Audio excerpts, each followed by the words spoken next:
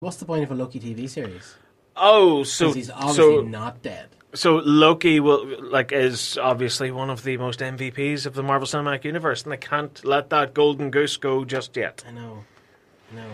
And yeah, I know. I do totally get what you're saying, because especially with Cassian. If Cassian hadn't died at the end of Rogue One, I'd have been like, yeah, okay, he's got more stories to tell. But the fact that he did that at the end of Rogue One, that's not a spoiler. It was like But I 20 mean, years ago or whatever.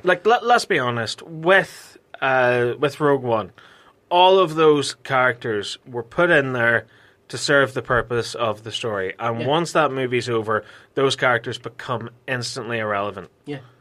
And there's a reason why they die. Because you can't have them still existing out there in the universe by the time you get to episodes 4, 5, and 6 and beyond. Yeah, because you'd be like, oh, where were those characters? Yeah, Yeah. exactly. So they're just ancillary characters. They've had their stories told. Even that guy that was in, wasn't he in Clone Wars? The guy that Forrest Whitaker played. Yeah. Like, there's a reason why he was in Rogue One, so they could kill him off. Yeah. His story is done. Yeah. Like, I mean, imagine if they said, oh, we're going to bring out a Jyn Erso TV series.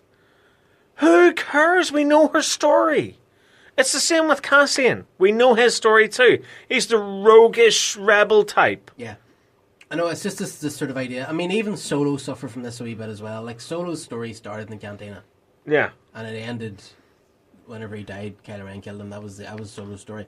You know, and it did suffer from it that wee bit. But with characters like Cassian, I like Cassian. Genuinely did. Loved K2SO. Actually, Rogue One was a really good movie. Loved the characters. At no point did I think I need to see more of these characters. Yeah, I can't wait for a Cassian and K2 spin-off. Yeah. Yeah. And that's the thing, there's no mention of K2 even being in this. They don't even know who's going to be in it. Great. You know? But yeah, I don't know. I do worry. I think we're back on that we need to genuinely start worrying about oversaturation again. Yeah. No, it's ultimately, I think it would be a morbid show to watch because you know how this character goes out. Yeah. And it ain't pretty. Yeah. Yeah. I know. And what are they going to do? Give him a love interest as well? You know? Like, I mean, imagine watching, like, who got a pretty rough death in Walking Dead? Glenn, let's say, right? Yeah. So imagine Pretty rough death. Probably the most horrible death ever committed to comic or film. as The Walking Dead goes, like, so let's take Glenn for example. Imagine now AMC came out and said we're doing a Glenn spin-off series. Would you really watch that? Teenage Glenn running about delivering pizzas before the apocalypse, I know. knowing how it all ends up. Yeah, I know. It's a fair point. It definitely is a fair point. Yeah. Did you not think in Solo a little bit whenever they introduced what do you call her? The love interest, Kira. Kira. Did you not feel she kind of cheapened Princess Leia a little bit? In what way? Well, because the whole thing about Leia was that you sort of got the feeling that Han had never been in love before. He had never done any of those things before. But whenever he met Princess Leia, she changed everything because she was such a unique character, such a unique person. But then I see where you're coming from, but I think it's more a case of he knew Kira since they came from the same background. He had 3 years away from her to miss her. When he found her again, he thought, oh my God, it's you, it's my lost love. And, you know, it's that whole thing, the way you get on with your first love, where you never really want to let them go. Mm-hmm. Even though they're clearly wrong for you, they're clearly toxic, and you need to get the hell away from them. Jesus, right, okay. So, and I think and especially what happened with the end of Solo, where she ditched him and went off with Maul surely and stuff. then, after everything that Kira did to him in Solo, like, he didn't have any caution around Princess Leia. You know, you'd be like, oh, geez, my last girlfriend did, you know. No, I love her. Turned out she was working with a Sith. See, I think Han was sort of in a use them and abuse them sort of mood then. Because he was like, I'm never going to get her. She's a princess. Yeah. And I'm scum. Like, I'm never, ever going to get her. And it's the fact that not only did he get her, he still had his guard up until, like, I mean, it's the whole, I love you, I know. Yeah. That's him still having his guard up. Yeah. But whenever she rescues him from Jabba's palace, and the bit where he goes, I love you, and she goes, I know, on Endor later on, that's the walls finally down because he realised she's got my back. Yeah. She's not like Kira. Okay, we talked about this at the top of the show. This week we lost the great Stan Lee. We did, yeah.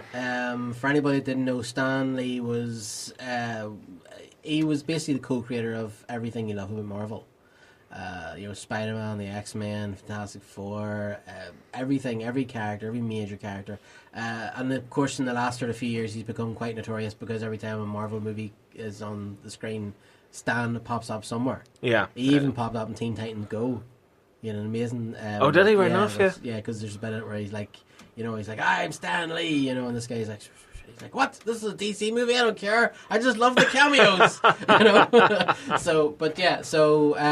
But he was 95. He was indeed, yes. Long life. A long life. And he didn't get into comics till he's like 42, 43. No, I think it was his wife, wasn't it, that urged him on, and that's why he ended up creating the Fantastic Four. And it's such an amazing... I think that's incredible. I'm 41 now, and, everybody I know in my age group all think to themselves, I don't know what I want to do in my life. And you look at Stan Lee and you're like, you still have plenty of time to be a legend, No, you really do. I think everything about Stan Lee it's a hopeful story. It's an amazing story. He created a universe. He created a world. But I mean, like, even in his own personal life, I love the story he told about how he met his wife, where he was originally set up to go out on a date. He went there, the girl wasn't there, so he went back to the apartment, rang the doorbell. What would be his future wife answered it. He immediately locked eyes on her and went, will you marry me? It's like so simple, wore his heart on his sleeve, and look how far he got. And like she died last year as well. Yeah. Was she 90? She was. Yeah, I wouldn't care to say. Yeah, so I think she was around the same age he was. Yeah. The two of them, everything about the story was amazing. I need to address this. I need to say as well that there's been people online have been dropping a lot of hate on Stan Lee. Right. Have you been seeing this about? No. Because my understanding of it is this: he's being branded as a racist and homophobe. Oh yeah, right, okay. And the reason that is because he was asked about Peter Parker, Spider-Man. Mm-hmm. He was asked in an interview a few years ago if Peter Parker, or rather if Spider-Man had to be white. And he said, yes, he does. He's a kid. Peter Parker grew up in New York.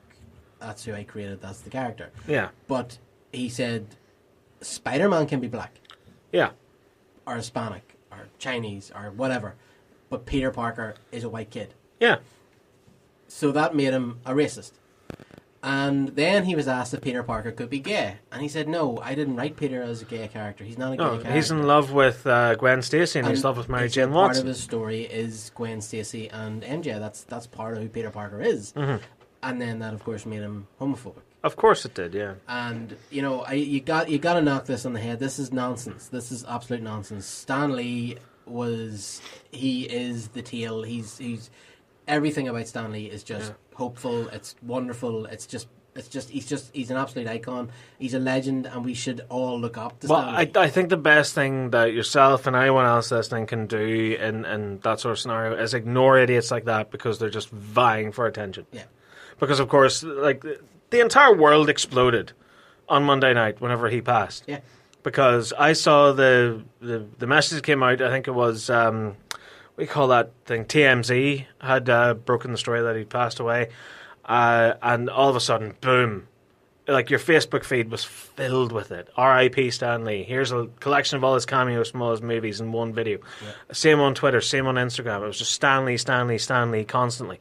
And, like, even myself, I put up posts everywhere going, like, look, this was my favourite cameo he was in. Thank you for everything. Thank you for creating this wonderful sandbox that we all continue to play in today.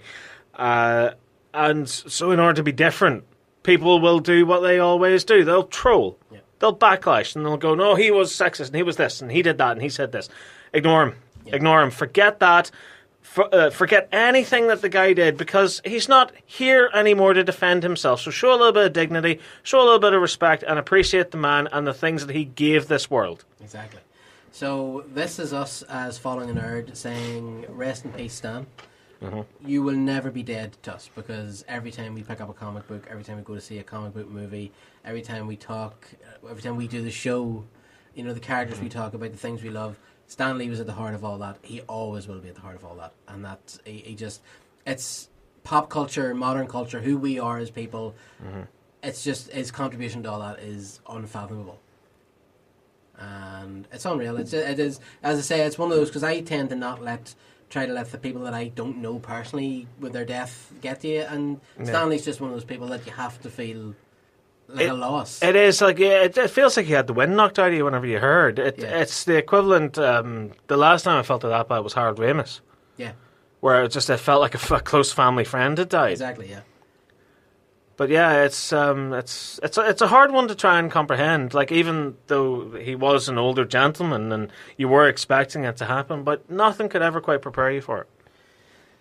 So, on that note, we're going to sign off. We're going to actually leave you with Stan was really big on Facebook and Twitter and social media and stuff, putting messages out to the fan. We're going to leave you with the last message that he recorded where he was talking about his fans and why they're so important to him. So before we do that, Saxon, you'll be doing our Doctor Who review this weekend? Sadly, yes. But also, before that, I just want to talk quickly about my favourite Stan Lee cameo. Yes. Which may shock you. Okay. Mallrats.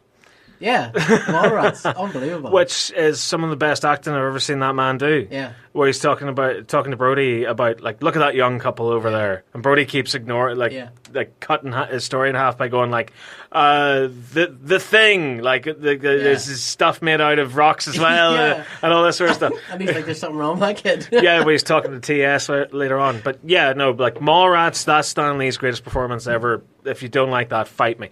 Anyway, yeah, so Doctor Who, another terrible episode's coming up this Sunday. I mean, out there, ready and waiting to tear it to pieces on Monday night. Dead on. And I am not going to be here next week. I'll be here the week after. Anthony and yourself will be back next week. Hopefully me and Anthony should be back next week, yeah. With all the usual news, reviews and interviews. So listen, thank you very much for listening tonight. Or if you're listening on the podcast, thank you very much for doing that as well. This has, of course, been Bounce FM. You have been listening to the Following the Nerd live show. I have been Mark. I have been Sardonic. And we're going to leave you with the great Stanley.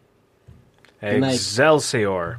We got, again, the fans love your sense of humor, and you know, it's an equal love fest, because I love my fans. I cannot tell you how much I love my fans. They sometimes at night I'm sitting here and I'm thinking, what's it all about, you know?